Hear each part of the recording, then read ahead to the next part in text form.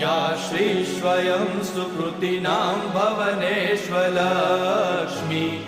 पापात्मनां कृतधियां हृदयेषु बुद्धि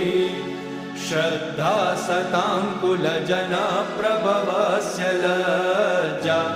तां त्वां नतास्म परिपालय देवि विश्वम्